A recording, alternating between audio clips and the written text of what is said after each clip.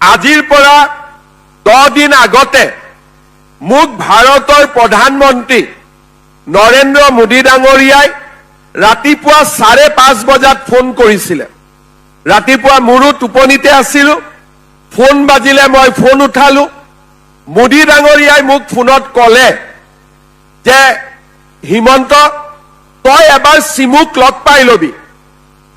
তেতিয়া মই মনতে ভাবিলো যে মোক ভুলতে ফোন লগালে নেকি, কাৰণ মইতো কোনো চিমুক চিনি নাপাওঁ। তেতিয়া প্ৰধানমন্ত্ৰী ডাঙৰীয়াক মই আকৌ এবাৰ সুধিলো যে প্ৰধানমন্ত্ৰীজী मैं हिमंत बात कर रहा हूं, मैं हिमंतই কৈ আছো। তেতিয়া মোদী ডাঙৰীয়াই মোক ক'লে মই তোকে কৈছো। মই ফোনটো থলো, মোৰ চিন্তা হৈ থাকিলে যে চিমু কোন, কাৰ কথা ক'লে, কবাত কিবা গণ্ডগোলে লাগিলে নেকি। কাকো ফোনো কৰিব নোৱাৰো। তেতিয়া ৰাতিপুৱা 5:30 বাজি আছে। মই যেনে তেনে টেনচনত, যেনেকে তোমালোকক শিক্ষকে কেতিয়াবা খং উঠিলে তোমালোকৰ ভয় লাগে, টেনচন হয়, আমাৰো প্ৰধানমন্ত্ৰীয়ে ফোন কৰিলে আমাৰো ভয় লাগে, আমাৰো টেনচন হৈ থাকে।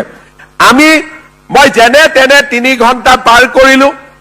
প্ৰধানমন্ত্ৰীৰ কাৰ্যালয় 9:08 খোলে।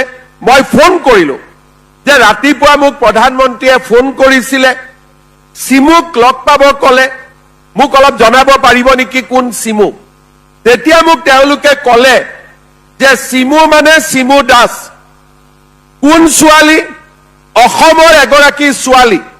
যোৱাকালি প্ৰধানমন্ত্ৰীক লগ পাইছিলে। কিয় লগ পাইছিলে?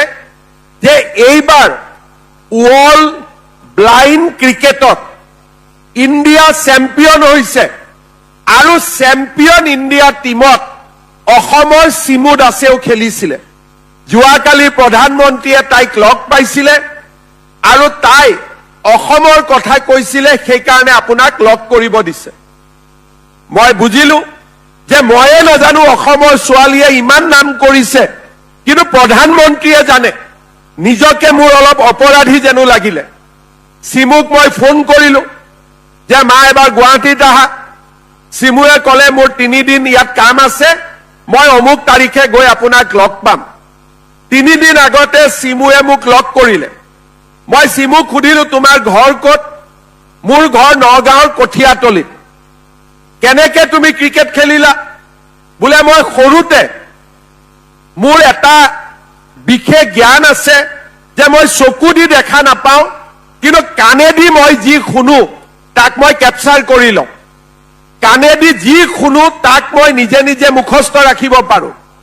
মোৰ এই সৰুতে কেইজনমান মানুহে মোৰ এই গুণটো দেখা পাই মোক গুৱাহাটীৰ মনফৰ্ড স্কুললৈকে লৈ আহিলে।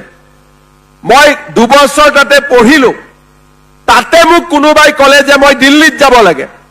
চাব, গোটেই ব্লাইণ্ড ছোৱালী, অন্ধ ছোৱালী, দেউতাক মাক লগত নাই, নিজে নিজে মনফৰ্ড স্কুলৰ পৰা তাই দিল্লীত গ'ল।